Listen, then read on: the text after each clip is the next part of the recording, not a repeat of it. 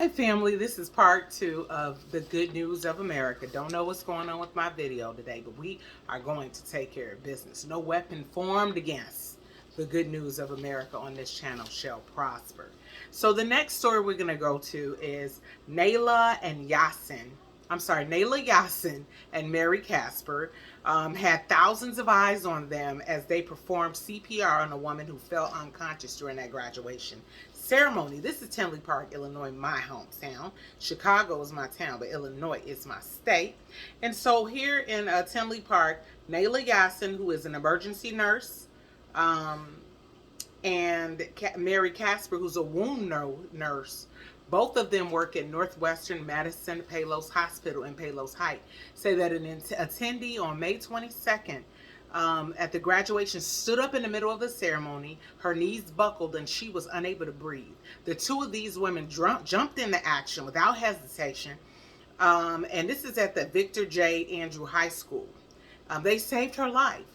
They were recognized by Tinley Park Village Board of Trustees on Tuesday, but they should be recognized by this administration and by this president. When Americans go out and do things like this, save the life of someone who just could have died had they not been there. These are things that we should recognize across the nation and be blessing people for, so that it will encourage others when they see someone in a situation, their fellow American or whomever, that they will help. The next story is Kieran Moyes, 17 years old from Alabama. He's heading to the Air Force Academy in Colorado this fall. And so when he starts school, he'll need to have all of his hair shaved off. Instead of letting that hair go to waste, which is 19 inches of hair, Moisey decided to donate it to a non-for-profit called Children with Hair Loss. The organization provides free human hair replacements to children and young adults who've lost their hair due to medical reasons. What a great, amazing, wonderful young man. Kieran's going great places. We're believing God and to keep his mightiest angels to care for Mr. Kieran and Miss Casper and Miss Yassin all the days of their lives. They are amazing human beings. But let's get to this young man right here blew my mind. Chase Poust, okay? Chase Poust is with his father, Stephen Poust, and his 4-year-old sister, Abigail.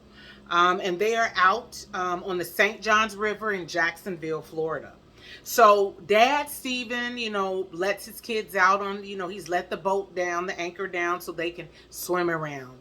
And so Abigail's at the back of the boat. Chase is at the back of the boat. Abigail's got on her life jacket. And lo and behold, Abigail has to let go of the back of that boat because of a current that came and just pulled her out.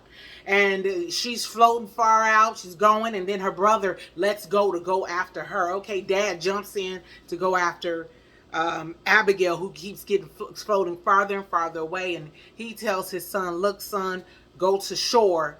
Go and swim to shore and get some help, okay? I love you. He doesn't know whether he's going to ever see his son again. 7-year-old Chase. Honey, let me tell you what Chase did. Let me put these papers down. Chase swam 1 hour. Didn't doggy paddle, floated, did whatever he had to do to get to shore. 1 hour that baby swam. Got to shore. Knocking on people's doors. Somebody finally lets him in.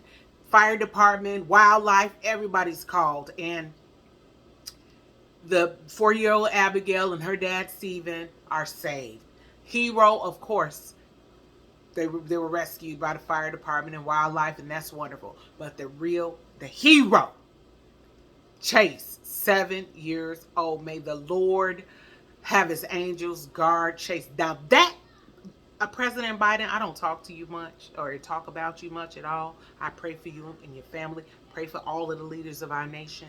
But that little boy deserves a medal. He deserves to be recognized, not just by Florida and the newspapers. He deserves to be recognized by the nation. As well as I said, Miss Casper, Miss Yassin, and even the 94-year-old woman who, Miss McClure, Wanda Smith. All of these people are just excellent people. And so we put so much emphasis on the negative. We know how to negatively uplift stuff that we shouldn't even be should be ignoring. But the things that we should be, people we should be blessing, the things that we should be talking about, the things that should be plastered everywhere until people are sick and tired of the good news of America, that's the stuff that's being hidden or not,